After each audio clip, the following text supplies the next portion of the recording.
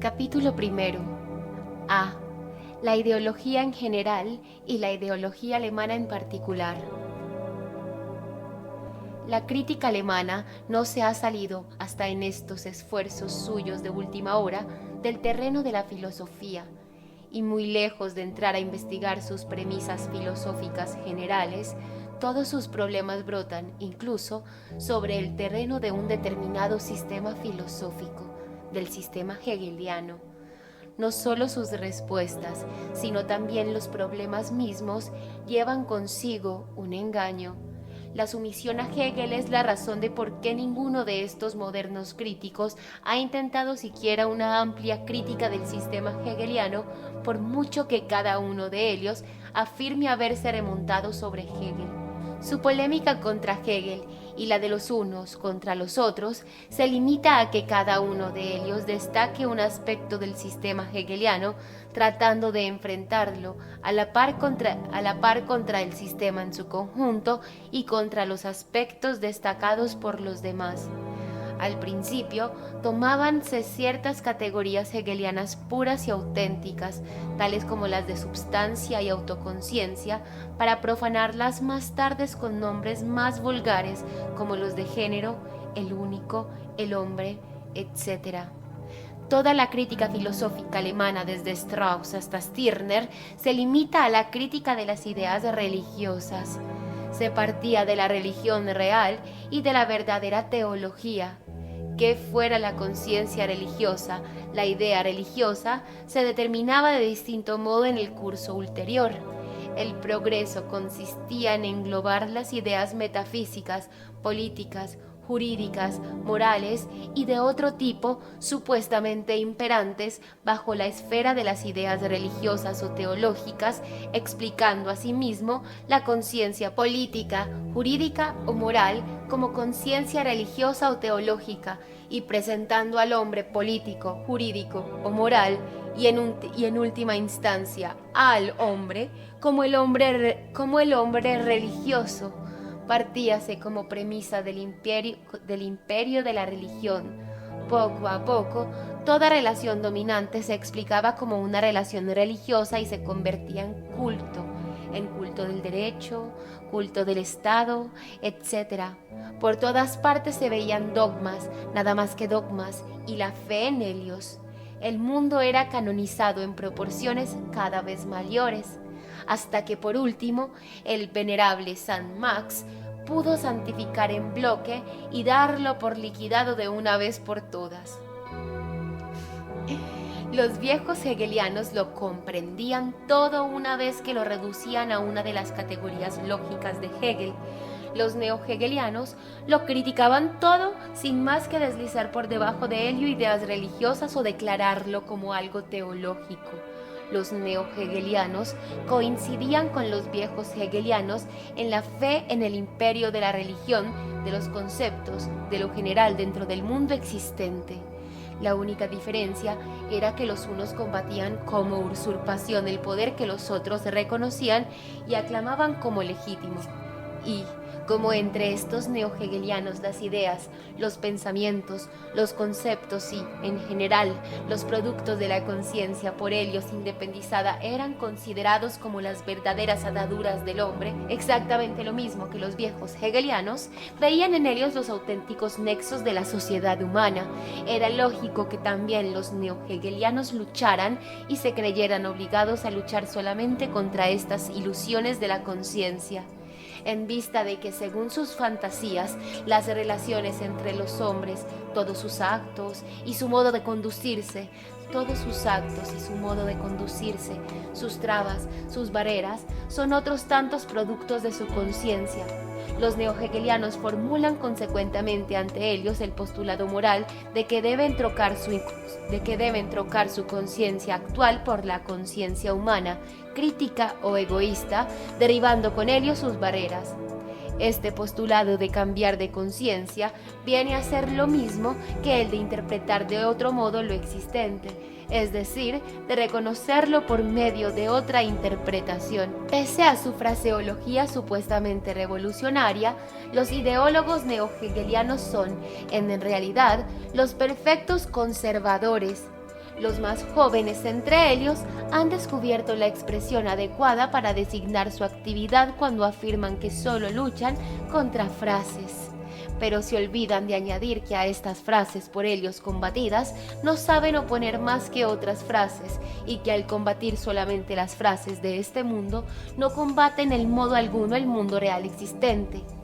Los únicos resultados a que podía llegar esta crítica filosófica fueron algunos esclarecimientos histórico-religiosos harto unilaterales por lo demás sobre el cristianismo.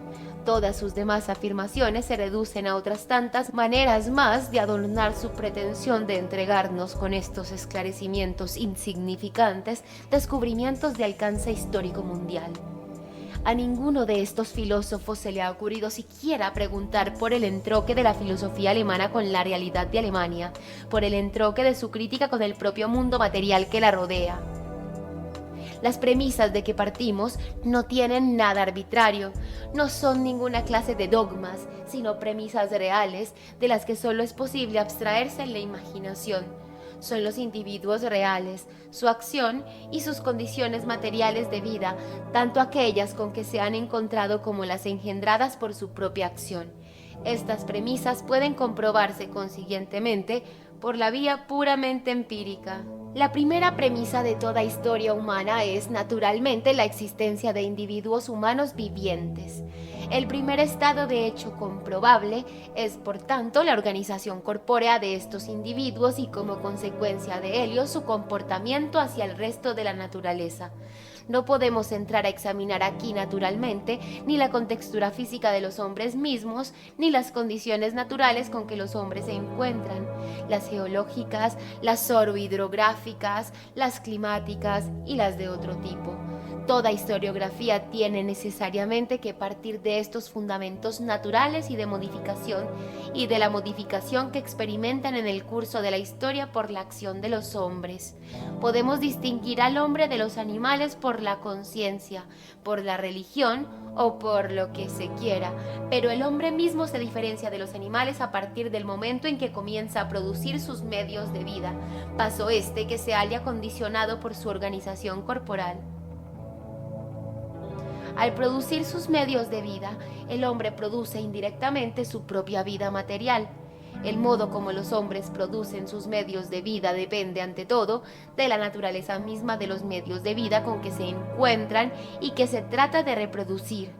Este modo de producción no debe considerarse solamente en cuanto es la reproducción de la existencia física de los individuos. Es ya, más bien, un determinado modo de la actividad de estos individuos, un determinado modo de manifestar su vida, un determinado modo de vida de los mismos. Tal y como los individuos manifiestan su vida, así son. Lo que son coincide por consiguiente con su producción, tanto con lo que producen como con el modo como producen. Lo que los individuos son depende, por tanto, de las condiciones materiales de su producción. Esta producción solo aparece al multiplicarse la población y presupone, a su vez, un intercambio entre los individuos. La forma de este intercambio se halla condicionada, a su vez, por la producción. Las relaciones entre unas naciones y otras dependen de la extensión en que cada una de ellas haya desarrollado sus fuerzas productivas, la división del trabajo y el intercambio interior. Es este un hecho generalmente reconocido, pero no solo las relaciones entre una nación y otra, sino también toda la estructura interna de cada nación depende del grado de desarrollo de su producción y de su intercambio interior y exterior. Hasta dónde se han desarrollado las fuerzas productivas de una nación lo indica del modo más palpable el grado hasta el cual se ha desarrollado en ella la división del trabajo. Toda nueva fuerza productiva, cuando no se trata de una simple extensión cuantitativa de fuerzas productivas ya conocidas con anterioridad, como ocurre por ejemplo con la roturación de tierras, trae como consecuencia un nuevo desarrollo de la división del trabajo. La división del trabajo dentro de una nación se traduce ante todo en la separación del trabajo industrial y comercial con respecto al trabajo agrícola y con ello en la separación de la ciudad y el campo y en la contradicción de los intereses entre una y otro. Su desarrollo ulterior conduce a la separación del trabajo comercial y del industrial, Al mismo tiempo, la división del trabajo dentro de estas diferentes ramas acarrea, a su vez, la formación de diversos sectores entre los individuos que cooperan en determinados trabajos. La posición que ocupan entre sí estos diferentes sectores se halla condicionada por el modo de explotar el trabajo agrícola, industrial y comercial, patriarcalismo, esclavitud, estamentos, clases. Y las mismas relaciones se muestran al desarrollarse el comercio en las relaciones entre diferentes naciones. Las diferentes fases de desarrollo de la división del trabajo son otras tantas formas distintas de la propiedad, o dicho en otros términos, cada etapa de la división del trabajo determina también las relaciones de los individuos entre sí, en lo tocante al material, el instrumento y el producto del trabajo. La primera forma de la propiedad es la propiedad de la tribu. Esta forma de propiedad corresponde a la fase incipiente de la producción en que un pueblo se nutre de la caza y de la pesca, de la ganadería o, a lo sumo, de la agricultura. En este último caso, la propiedad tribal presupone la existencia de una gran masa de tierra sin cultivar. En esta fase, la división del trabajo se halla todavía muy poco desarrollada y no es más que la extensión de la división natural del trabajo existente en el seno de la familia. La organización social en esta etapa se reduce también, por tanto, a una ampliación de la organización familiar. A la cabeza de la tribu se hallan sus patriarcas, por debajo de ellos los miembros de la tribu y en el lugar más bajo de todos los esclavos. La esclavitud latente en la familia va desarrollándose poco a poco al crecer la población y las necesidades, al extenderse el comercio exterior y al aumentar las guerras y el comercio de trueque. La segunda forma está representada por la antigua propiedad comunal y estatal, que brota como resultado de la fusión de diversas tribus para formar una ciudad mediante acuerdo voluntario o por conquista, y en la que sigue existiendo la esclavitud. Junto a la propiedad comunal va desarrollándose ya, ahora, la propiedad privada mobiliaria y más tarde la inmobiliaria, pero como forma normal, supeditada a aquella. Los ciudadanos del Estado, solo en cuanto comunidad, pueden ejercer su poder sobre los esclavos que trabajan para ellos, lo que ya de por sí los vincula a la forma de la propiedad comunal. Es la propiedad privada en común de los ciudadanos activos del Estado, obligados con respecto a los esclavos a permanecer unidos en este tipo natural de asociación. Esto explica por qué toda la organización de la sociedad, asentada sobre estas bases y con ella el poder del pueblo, decaen a medida que va desarrollándose la propiedad privada inmobiliaria. La división del trabajo aparece ya aquí más desarrollada. Nos encontramos ya con la contradicción entre la ciudad y el campo y más tarde con la contradicción entre estados que representan, de una y otra parte, los intereses de la vida urbana y los de la vida rural, y dentro de las mismas ciudades con la contradicción entre la industria y el comercio marítimo. La relación de clases entre ciudadanos y esclavos ha adquirido ya su pleno desarrollo. A toda esta concepción de la historia parece contradecir el hecho de la conquista. Hasta ahora venía considerándose la violencia, la guerra, el saqueo, el asesinato para robar, etc., como la fuerza propulsora de la historia. Aquí tenemos que limitarnos necesariamente a los puntos capitales, razón por la cual tomaremos el ejemplo palmario de la destrucción de una vieja civilización por obra de un pueblo bárbaro y, como consecuencia de ello, la creación de una nueva estructura de la sociedad, volviendo a comenzar por el principio. Roma y los bárbaros, el feudalismo y las Galias, el Imperio Romano de Oriente y los turcos. Por parte del pueblo bárbaro conquistador, la guerra sigue siendo, como ya apuntábamos más arriba, una forma normal de comercio, explotada tanto más celosamente cuanto que, dentro del tosco modo de producción tradicional y único posible para estos pueblos, el incremento de la población crea más apremiantemente la necesidad de nuevos medios de producción.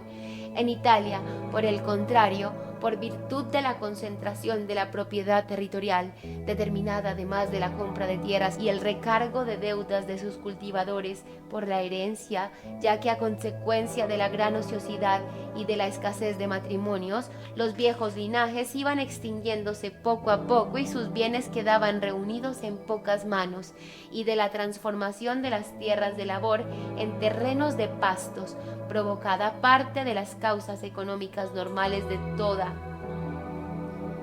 todavía en la actualidad vigentes, por la importación de cereales robados y arrancados en concepto de tributos y de la consiguiente escasez de consumidores para el grano de Italia. Casi desapareció la población libre y los mismos esclavos morían en masa por inanición y tenían que ser reemplazados constantemente por otros nuevos. La esclavitud seguía siendo la base de toda producción. Los plebeyos, que ocupaban una posición intermedia entre los libres y los esclavos, no llegaron a ser nunca más que una especie de lumpen proletariado. Por otra parte, y en general, Roma nunca fue más que una ciudad que mantenía con las provincias una relación casi exclusivamente política, la cual, como es natural, podía verse rota o quebrantada de nuevo por acontecimientos de orden político. Con el desarrollo de la propiedad privada surgen aquí las mismas relaciones con que nos encontraremos en la propiedad privada de los tiempos modernos, aunque en proporciones más extensas. De una parte aparece la concentración de la propiedad privada, que en Roma comienza desde muy pronto. Una prueba de ello la tenemos en la ley agraria licinia, y que desde las guerras civiles y sobre todo bajo los emperadores avanza muy rápidamente. De otra parte, y en correlación con esto, la transformación de los pequeños campesinos plebeyos en un proletariado que, sin embargo, dada su posición intermedia entre los ciudadanos poseedores y los esclavos, no llega a adquirir un desarrollo independiente. La tercera forma es la de la propiedad feudal o por estamentos. Así como la antigüedad partía de la ciudad y de su pequeña demarcación, la Edad Media tenía como punto de partida el campo. Este punto de arranque distinto hallábase condicionado por la población con que se encontró la Edad Media, una población escasa, diseminada en grandes áreas y a la que los conquistadores no aportaron gran incremento. De aquí que, al contrario de lo que había ocurrido en Grecia y en Roma, el desarrollo feudal se iniciara en un terreno mucho más extenso, preparado por las conquistas romanas y por la difusión de la agricultura al comienzo relacionado con ellas. Los últimos siglos del Imperio Romano decadente y la conquista por los propios bárbaros destruyeron una gran cantidad de fuerzas productivas. La agricultura veíase postrada, la industria languideció por la falta de mercados, el comercio cayó en el sopor o se vio violentamente interrumpido, y la población rural y urbana decreció. Estos factores preexistentes y el modo de organización de la conquista, por ellos condicionado, hicieron que se desarrollara bajo la influencia de la estructura del ejército germánico la propiedad feudal. También esta se basa, como la propiedad de la tribu y la comunal, en una comunidad, pero a esta no se enfrentan ahora, en cuanto clase directamente productora, los esclavos, como ocurría en la sociedad antigua, sino los pequeños campesinos siervos de la gleba. Y, a la par con el desarrollo completo del feudalismo, aparece la contraposición del campo con respecto a la ciudad, la organización jerárquica de la propiedad territorial, y en relación con ello, las mesnadas armadas daban a la nobleza el poder sobre los siervos. Esta organización feudal era lo mismo que lo habían sido la propiedad comunal antigua, una asociación frente a la clase productora dominada. Lo que variaba era la forma de la asociación y la relación con los productores directos, ya que las condiciones de producción habían cambiado. A esta organización feudal de la propiedad territorial correspondía en las ciudades la propiedad corporativa, la organización feudal del artesanado. La propiedad estribaba fundamentalmente en el trabajo de cada uno. la necesidad de asociarse para hacer frente a la nobleza rapaz asociada, la exigencia de disponer de lugares de venta comunes en una época cuando el industrial era al propio tiempo comerciante, la creciente competencia de los siervos que huían de la gleba y afluían en tropel a las ciudades prósperas y florecientes, y la organización feudal de todo el país hicieron surgir los gremios, los pequeños capitales de los artesanos sueltos, reunidos poco a poco por el ahorro y la estabilidad del número de estos en medio de una creciente población, hicieron que se desarrollara la relación entre oficiales y aprendices, engendrando en las ciudades una jerarquía semejante a la que imperaba en el campo. Por tanto, durante la época feudal, la forma fundamental de la propiedad era la de la propiedad territorial, con el trabajo de los siervos a ella vinculados, de una parte, y de otra, el trabajo propio con un pequeño capital que dominaba el trabajo de los oficiales de los gremios. La estructuración de ambos factores hallábase determinada por las condiciones limitadas de la producción, por el escaso y rudimentario cultivo de la tierra y por la industria artesanal. La división del trabajo se desarrolló muy poco en el periodo floreciente del feudalismo. Todo país llevaba en su entraña la contradicción entre la ciudad y el campo. Es cierto que la estructuración de los estamentos se hallaba muy ramificada y patente, pero fuera de la separación entre príncipes, nobleza, clero y campesinos en el campo, y maestros, oficiales y aprendices, y muy pronto la plebe de los jornaleros, en la ciudad no encontramos ninguna otra división importante. En la agricultura, la división del trabajo veíase entorpecida por el cultivo parcelado, junto al que surgió después la industria a domicilio de los propios campesinos. En la industria no existía división del trabajo dentro de cada oficio y muy poca entre unos oficios y otros. La división entre la industria y el comercio se encontró ya establecida de antes en las viejas ciudades, mientras que en las nuevas solo se desarrolló más tarde al entablarse entre las ciudades contactos y relaciones. La agrupación de territorios importantes en reinos feudales era una necesidad tanto para la nobleza territorial como para las ciudades. De aquí que a la cabeza de la organización de la clase dominante, de la nobleza, figurara en todas partes un monarca. Nos encontramos, pues, con el hecho de que determinados individuos que como productores actúan de un determinado modo, contraen entre sí estas relaciones sociales y políticas determinadas. La observación empírica tiene necesariamente que poner de relieve en cada caso concreto, empíricamente y sin ninguna clase de falsificación, la trabazón existente entre la organización social y política y la producción. La organización social y el Estado brotan constantemente del proceso de vida de determinados individuos, pero de estos individuos no como puedan presentarse ante la imaginación propia o ajena, sino tal y como realmente son, es decir, tal y como actúan y como producen materialmente, y por tanto, tal y como desarrollan sus actividades bajo determinados límites, premisas y condiciones materiales independientes de su voluntad.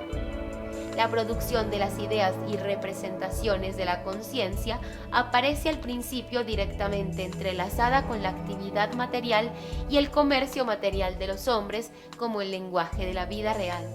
Las representaciones, los pensamientos, el comercio espiritual de los hombres se presentan todavía aquí como emanación directa de su comportamiento material, y lo mismo ocurre con la producción espiritual tal y como se manifiesta en el lenguaje de la política, de las leyes, de la moral, de la religión, de la metafísica, etc., de un pueblo.